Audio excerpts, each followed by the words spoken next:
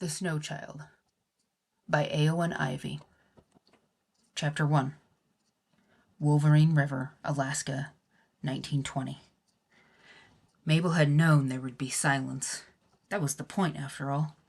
No infants cooing or wailing, no neighbor children playfully hollering down the lane, no pad of small feet on wooden stairs worn smooth by generations, or clackety-clack of toys along the kitchen floor. All those sounds of her failure and regret would be left behind, and in their place there would be silence. She had imagined that in an Alaska wilderness, silence would be peaceful, like snow falling at night, air filled with promise but no sound. But that was not what she found. Instead, when she swept the plank floor, the broom bristles scritched like some sharp-toothed shrew nibbling at her heart. When she washed the dishes, plates and bowls clattered as if they were breaking to pieces. The only sound not of her making was the sudden caw from outside.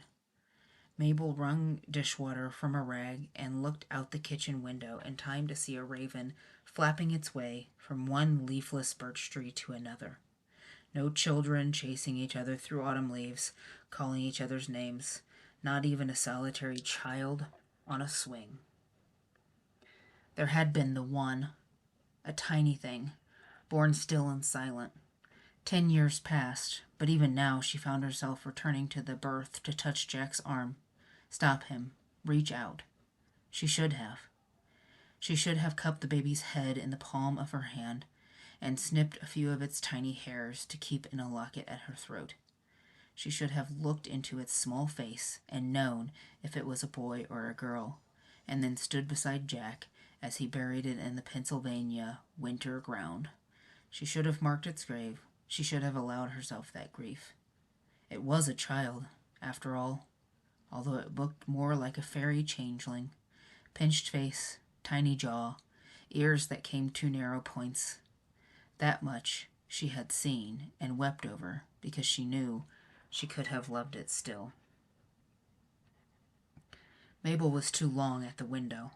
The raven had since flown away above the treetops. The sun had slipped behind a mountain, and the light had fallen flat. The branches were bare, the grass yellowed gray. Not a single snowflake. It was as if everything fine and glittering had been ground from the world and swept away as dust. November was here, and it frightened her, because she knew what it brought. Cold upon the valley like a coming death. Glacial wind through the cracks between the cabin logs. But most of all, darkness. Darkness so complete even the pale lit hours would be choked. She entered last winter blind, not knowing what to expect in this new, hard land. Now she knew. By December, the sun would rise just before noon and skirt the mountain tops for a few hours of twilight before sinking again. Mabel would move in and out of sleep as she sat in a chair beside the wood stove. She would not pick up any of her favorite books. The pages would be lifeless. She would not draw. What would there be to capture in her sketchbook? Dull skies, shadowy corners. It would become harder and harder to leave the warm bed each morning. She would stumble about in a walking sleep, scrape together meals and drape wet laundry around the cabin. Jack would struggle to keep the animals alive. The days would run together, winter's stranglehold tightening. All her life she had believed in something more, in the mystery that shape-shifted at the end of her senses. It was the flutter of moth wings on glass and the promise of river nymphs in the dappled creek beds.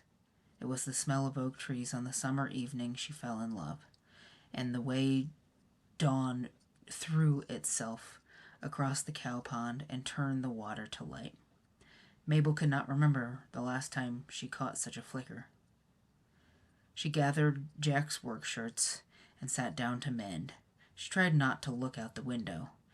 If only it would snow. Maybe that white would soften the bleak lines. Perhaps it could catch some bit of light and mirror it back into her eyes. But all afternoon the clouds remained high and thin, and the wind ripped dead leaves from the tree branches, and the daylight guttered like a candle. Mabel thought of the terrible cold that would trap her alone in the cabin, and her breathing turned shallow and rapid. She stood to pace the floor. She silently repeated to herself, "I cannot do this. I cannot do this." There were guns in the house, and she had thought of them before. The hunting rifle beside the bookshelf, the shooting gun over the doorway, and a revolver that Jack kept in the top drawer of the bureau. She had never fired them, but that wasn't what kept her. It was the violence and unseemly gore of such an act, and the blame that would inevitably come in its wake. People would say she was weak in mind or spirit, or Jack was a poor husband. And what of Jack? What shame and anger would he harbor? The river, though, that was something different. Not a soul to blame, not even her own. It would be an unfortunate misstep, people would say, if only she had known the ice wouldn't hold her, if only she'd known its dangers. Afternoon descended into dusk, and Mabel left the window to light an oil lamp on the table, as if she was going to prepare dinner and wait for Jack's return, as if this day would end like any other. But in her mind, she was already following the trail through the woods to the Wolverine River. The lamp burned as she laced her leather boots, put her winter coat on over her house dress, and stepped outside. Her hands and head were bare to the wind. As she strode through the naked trees, she was both exhilarated and numb, chilled by the clarity of her purpose.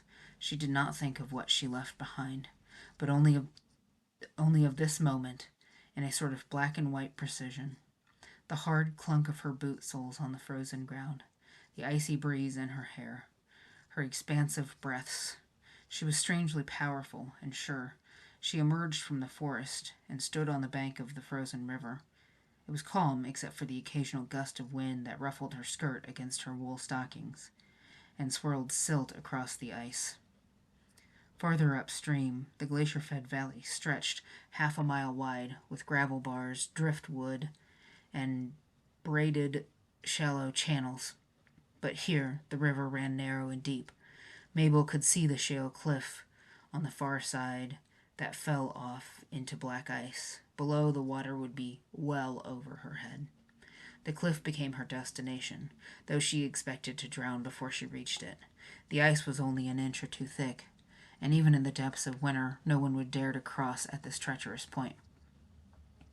At first her boots caught on boulders, frozen in the sandy shore, but then she staggered down the steep bank and crossed a small rivulet where the ice was thin and brittle.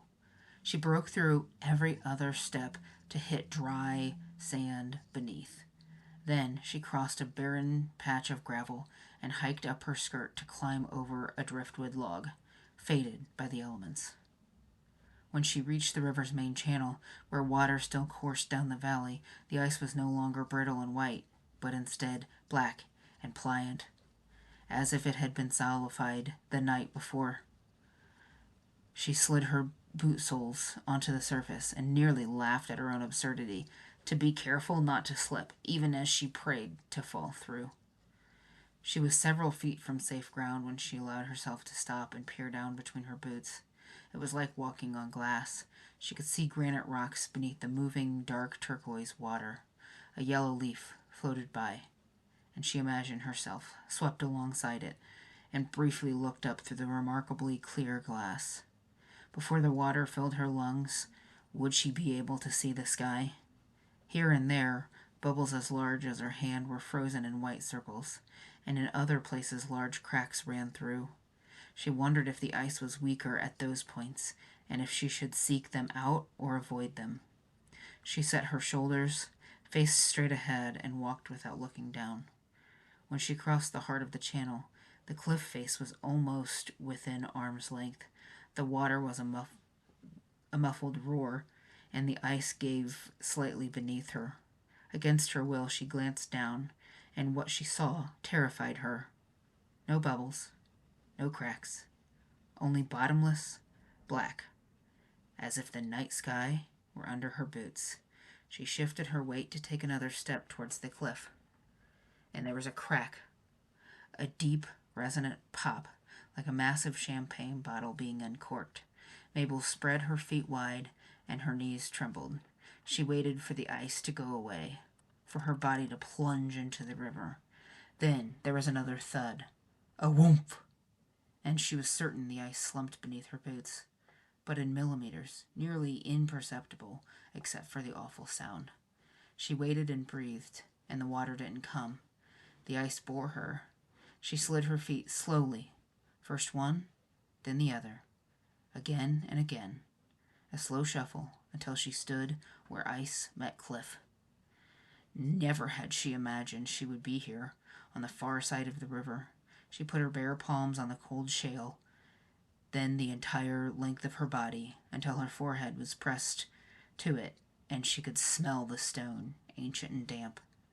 Its cold began to seep into her, so she lowered her arms to her sides, turned from the cliff face, and began the journey back the way she had come. Her heart thudded in her chest. Her legs were unsteady. She wondered if now, as she made her way home, she would break through to her death. As she neared solid ground, she wanted to run to it, but the ice was too slick beneath her boots. So she slid, as if ice skating, and then stumbled up the bank. She grasped and coughed and nearly laughed, as if it had all been a lark, a mad dare. Then she bent with her hands on her thighs and tried to steady herself. When she slowly straightened, the land was vast before her. The sun was setting down the river, casting a cold pink hue across the white-capped mountains that framed both sides of the valley. Upriver, the willow shrubs and gravel bars, the spruce forests and low-lying poplar stands, swelled to the mountains in a steely blue. No fields or fences, homes or roads, not a single living soul, as far as she could see in any direction. Only wilderness. It was beautiful, Mabel knew, but it was a beauty that ripped you open and scoured you clean so that you were left hapless and exposed, if you lived at all. She turned her back to the river and walked home. The lantern was still burning. The kitchen window glowed as she approached the cabin, and when she opened the door and stepped inside, warmth and flickering light overcame her. Everything was unfamiliar and golden. She had not expected to return here. It seemed she was gone hours, but it was not yet 6 in the evening, and Jack hadn't come in. She took off her coat and went to the wood stove, letting the heat sink painfully into her hands and feet. Once she could open and close her fingers, she took out pots and pans, marveling that she was fulfilling such a mundane task. She added wood to the stove, cooked dinner, and then sat straight back at the rough-hewn table with her hands folded in her lap. A few minutes later, Jack came through the door, stomped his boots, and dusted straw from his wool coat.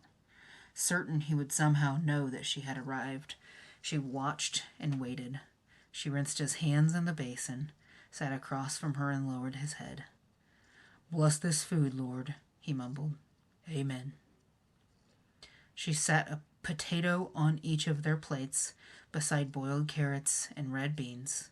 Neither of them spoke. There was only the scraping of knives and forks against plates. She tried to eat, but could not force herself. Words lay like granite boulders in her laps, and when at last she spoke, each one was heavy and burdensome, and all she could manage. "I went to the river today," she said. He did not lift his head. She waited for him to ask why she would do such a thing. Maybe then she could tell him. Jack jabbed at the carrots with his fork, then swabbed the beans with a slice of bread.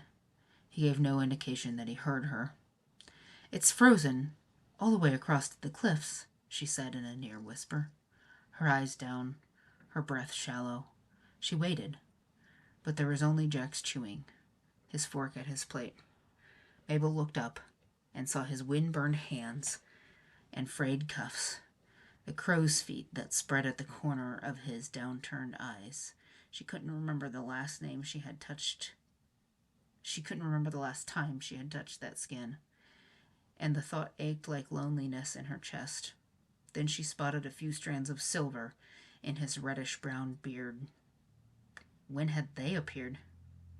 So he, too, was graying, each of them fading away without the other's notice. She pushed food here and there with her fork. She glanced at the lantern hanging from the ceiling and saw shards of light stream from it. She was crying.